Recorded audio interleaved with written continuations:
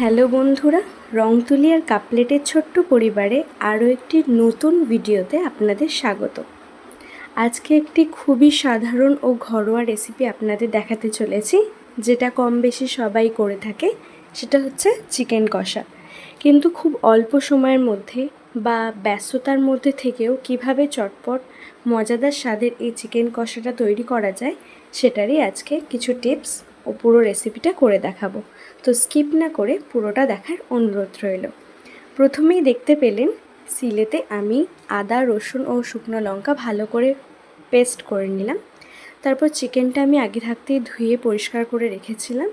তার মধ্যে একে একে আদা রসুন বাটা, একটু হলুদ গুঁড়ো, পরিমাণ মতো লঙ্কা গুঁড়ো, স্বাদ মতো নুন, কিছুটা সর্ষের তেল দিয়ে ভালো করে ম্যারিনেশন করে রেখে দিতে হবে কিছুক্ষণের জন্য।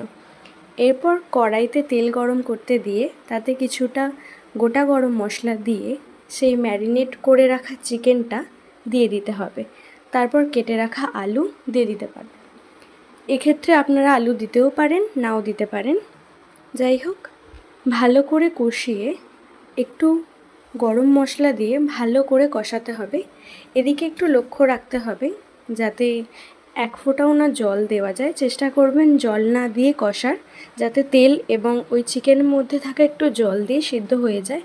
কিন্তু যদি আপনার কাছে সময় না থেকে থাকে বা ব্যস্ততা থেকে থাকে, তাহলে জলটা আপনি সামান্য পরিমাণ দিয়ে ঢাকা দিয়ে তারপর কষিয়ে আরেকটু ঢাকা দিয়ে এরকম ভাপে ভাপে সিদ্ধটা করে নিতে পারেন।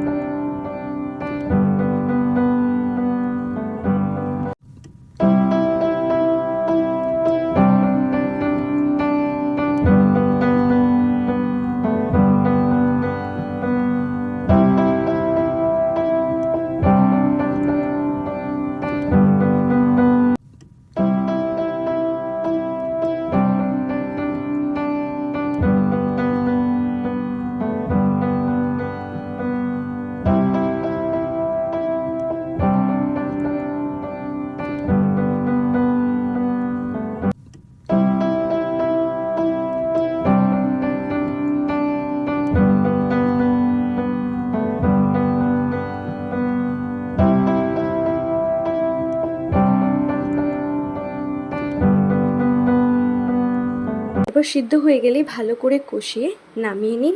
নিয়ে গরম গরম ভাতের সাথে সার্ভ করুন মজাদার স্বাদের চিকেন কষা। যাই হোক, ভিডিওটা যদি আপনাদের ভালো লেগে থাকে অবশ্যই একটা লাইক আর সাবস্ক্রাইব করে দিও। আর কমেন্ট করতে ভুলিও না এই চিকেন কষাটা আপনারা বাড়িতে রেডি করেছেন কিনা। তো আজকের মতো চললাম, দেখা হচ্ছে